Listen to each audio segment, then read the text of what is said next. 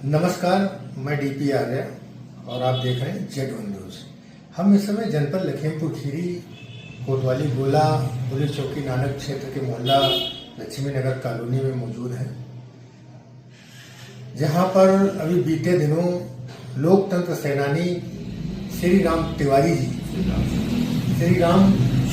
शिव तिवारी जी, जो लंबी बीमारी के चलते जिनका आकस्मिक निधन हो गया था, हमारे साथ उनके पुत्र काशी विश्वनाथ तिवारी जी हैं। आज हम उनकी सामाजिक, पारिवारिक और आर्थिक स्थितियों के बारे में जानकारी के लिए काशी विश्वनाथ तिवारी जी के पास आए हैं और हम जानकारी करेंगे इनसे। बताएं कुछ। धन्यवाद। सबसे पहले नमस्कार Z1 न्यूज के चीफ एडिटर भाई मेरे प्रिय न्यूज डीपी आर्या जी एवं समस्त पत्रकार बंधु मीडिया का बहुत बहुत आभार। हमारा नाम काशी विश्वनाथ तिवारी। हमारे पिताजी जो कि लोकतंत्र रक्षक सेनानी थे, जिनका 5 अगस्त 2020 को प्रथम ब्रेन स्ट्रोक हुआ और जैसे ही ब्रेन स्ट्रोक हुआ तत्काल ही तुरंत हम राम मूर्ति इंस्टीट्यूट भोजीपुरा बरेली हॉस्पिटल लेकर के गए। वहाँ पर उनका इलाज चला और जब उन्हें राहत हुई, आराम महसूस हुआ, पुनः घर वापस ले आए। धीरे धीरे कुछ समय उपरांत वह अपने नैतिक जो दैनिक कार्य होते थे, नित्य क्रियाएं, वो अपने आप स्वयं करने लगे थे। पहले ब्रेन स्ट्रोक में उनका दाहिना अंग जो था प्रभावित हुआ था। उसके कुछ दिनों उपरांत लगभग 2 वर्ष बाद फिर से उन्हें फालिस का अटैक हुआ, पैरालिसिस का। फिर से हम वहाँ ले गए, फिर इलाज हुआ। इस बार बाईं तरफ हुआ था और फिर से पुनः वो ठीक हुए। इधर 23 में मोशन उनको आए बहुत ज़्यादा, 24 में मोशन आए तो बहुत ज़्यादा कमज़ोर हो गए। यहाँ डॉक्टरों ने मना कर दिया, जब दिखाया तो फिर वहाँ ले गए, फिर से वो ठीक हो गए। 1 जनवरी 2025 को उन्हें फिर से जो है भयंकर रूप से ब्रेन स्ट्रोक एवं पैरालिसिस, पूरे बिल्कुल अपाहिज टाइप के बहुत भयंकर रूप से बीमार हुए और उनको जो है यूरिन में ब्लीडिंग होने लगी, UTI हो गया था। उसका भी इलाज कराया तो 7 दिन तक वहाँ भर्ती रहे, फिर आ गए। उसके कुछ दिनों बाद फिर ठीक नहीं हुए तो करीब 1.5 माह भर्ती रहे। 25 में लगभग वो 4 से 5 बार राममूर्ति स्मारक में एडमिट रहे। अभी सितंबर में भर्ती हुए तो फिर नवंबर में आए और उस समय जब आए तो फिर नाक में उनके नली डाल दी गई थी। उसी से भोजन पानी लिक्विड के माध्यम से ज़्यादा था और यूरिन में भी नली पड़ी हुई थी। काफ़ी पीड़ाओं से वो ग्रसित थे। बहुत कष्टमय जीवन रहा उनका, बहुत संघर्ष किया। जीवट व्यक्ति थे पिताजी हमारे। और आपने बताया कि लोकतंत्र स्वतंत्रता सेनानी थे, इस पर प्रकाश डालें बस। लोकतंत्र रक्षक सेनानी थे वो। जब आपातकाल, जब कांग्रेस की सरकार में इस देश की प्रधानमंत्री थी इंदिरा गांधी, उन्होंने एक आपातकाल लागू किया था, DIR मीसा 1975 को लागू हुआ था। उसमें इन्हें 25 जून 1975 को उसमें इन्हें उस समय गंगसरा में, इससे पहले ये इनका ये रहा कि RSS राष्ट्रीय स्वयंसेवक संघ के शिक्षित कार्यकर्ता थे। ये संघ शिक्षा वर्ग 3rd ईयर भी किए थे नागपुर से, और 1st ईयर, द्वितीय वर्ष और 3rd ईयर भी किए थे। उसके बाद में ये फिरोजाबाद तहसील से फिरोजाबाद जिला के जिला प्रचारक रहे, पुआया के तहसील प्रचारक रहे। और इन्होंने संघ के लिए, RSS के लिए पूरा अपना अभी तक का समझो पूरा जीवन समर्पित कर दिया। सदैव उसी के प्रति रहे और उसी RSS में होने के कारण, जनसंघी होने के कारण इनको जो है, इनके खिलाफ ये आरोप लगाया गया कि इन्होंने सरकार जो केंद्र में है उसके खिलाफ पर्चे बांटे हैं या उनके उसके नीतिगत कार्य न करके, उसके अनैतिक कार्य करके उसमें इन्हें मीसा DIR में राजनीतिक बंदी के रूप में लखीमपुर जिला जेल में बंद रखा गया। 22 में मुझे याद है कि बचपन में एक चाचा जी जब मुझे एक बार इनसे मिलाई कराने लेकर के गए थे, हम गोदी में थे, हम अपने चाचा की, उस समय हमारी आयु लगभग रही होगी 4 या 5 साल। तो मैंने अपनी आंखों से देखा कि हाथ में बेड़ी, पैरों में बेड़ी, तौक जिसको बोलते थे, कमर से लेके पैर तक पूरा बेड़ियों से लदे हुए थे। इस तरह से बेड़ियां इनके पड़ी हुई थी कि जैसे कि कोई बहुत बड़ा अपराधी हो, जुर्मी हो। और उस समय हमारी दादी भी जीवित थी, दादी भी गई थी। तो दादी के झुक कर के पिताजी प्रणाम करने लगे, तो वहाँ जो सिपाही था, कांस्टेबल थे, उन्होंने प्रणाम करने से मना कर दिया। तब इन्होंने, पिताजी ने भारत माता की जय, इंकलाब जिंदाबाद के नारे का उद्घोष किया। और वहां पर जब जज के सामने पेश हुए, वहां पर भी उन्होंने इंकलाब जिंदाबाद, भारत वंदे मातरम, भारत माता की जय आदि इत्यादि नारे लगाए। तब जज ने पूछा, ये सब क्यों कर रहे हो? तो उन्होंने कहा कि आप बताइए कि क्या जन्मदात्री माँ जिसने जन्म दिया है उसके पैर छूने में कोई अपराध है क्या? हमारे पैर छूने से मना किया गया। जब मैंने पैर छूने का प्रयास किया तो हमें डंडे मारे गए।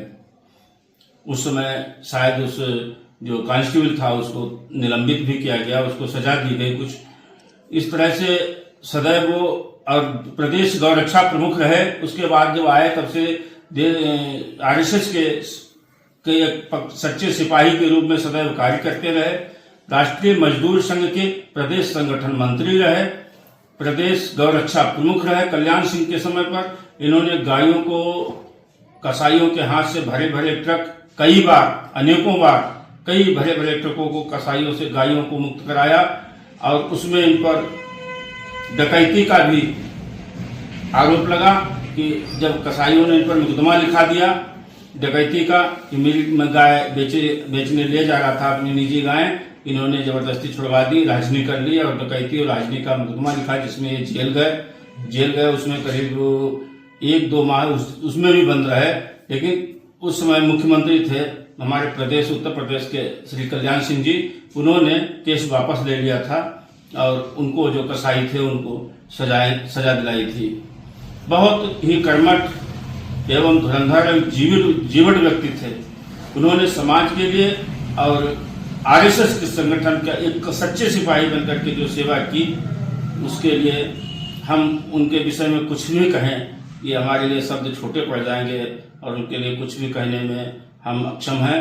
और मैं सिर्फ इतना हमारी मांग है आपके इस चैनल के माध्यम से कि हमारे पिताजी जी ने देश के लिए, प्रदेश के लिए एक सच्चे सिपाही बनकर संगठन के, RSS के सदैव तपती धूप में भूखे प्यासे चने खा कर यहाँ के जो भी संगठन के लोग चुनाव लड़े उनके लिए सदैव, जैसे कि यहाँ के माननीय श्री राम कुमार वर्मा जी के लिए उन्होंने सदैव अपना जीवन समर्पित कर दिया। और वो अगर जीवित होते आज तो उनका पूरा परिवार पिताजी के साथ यहाँ खड़ा हुआ होता।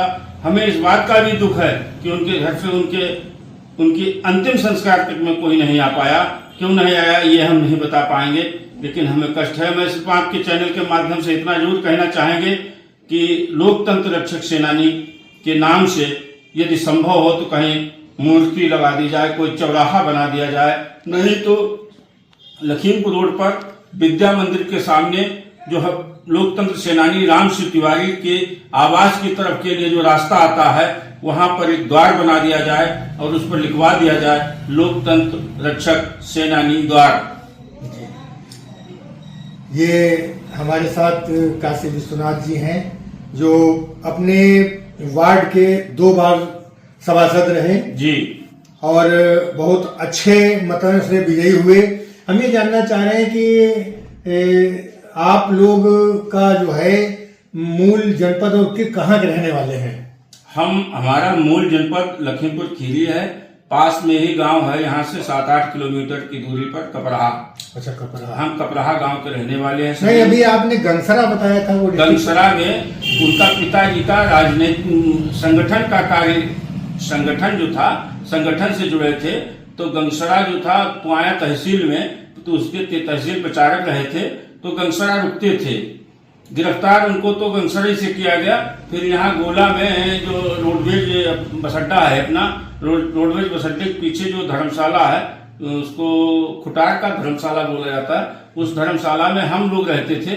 वहां लाया गया और हमारी माता जी के साथ जब लाया गया तो माता जी ने उनकी गिरफ्तारी का विरोध किया। वहां पर लाकर के उनके कागज, उनके बक्से पिताजी के जो है वो सब देखे गए, छानबीन की जा रही थी, कौन से कागज कौन से पर्चे हैं, उसका विरोध किया। विरोध करने पर तो यहाँ के वर्तमान में जो कोतवाल थे उस समय, उन्होंने उनके पेट पर माता जी की लात मार दी। हमारी माँ जो थी उस समय गर्भवती थी और उनका पेट पर लात मारने से गर्भपात हो गया। काफी समय तक वो बीमार रही और हमें इतना याद है कि पिताजी को जीप पर जब वो ले गए तो मैं रोडवेज बस अड्डे के पास जो गली है उसके जीप के पीछे पीछे भागते भागते काफी दूर तक उनके साथ पीछे जीप के गया। पीछे से हमको कुछ लोग पकड़ ले गए। इस तरह से बहुत ही अन्याय हुआ और उस अन्याय और उसके बाद में उनको दंडित किया गया। उनको जो कष्ट पहुंचाया गया, जेल में प्रताड़ना दी गई, वो असीमित है। उसके विषय में कुछ भी कह पाना संभव नहीं है। कुल मिलाकर के ये कहना है कि जीवन भर यातनाओं को ही वो झेलते रहे। जी, जीवन भर उन्होंने, और लेकिन उन्होंने संगठन से कभी भी अपना मुख नहीं मोड़ा। और अब हम आगे कुछ कह नहीं सकते इससे ज्यादा।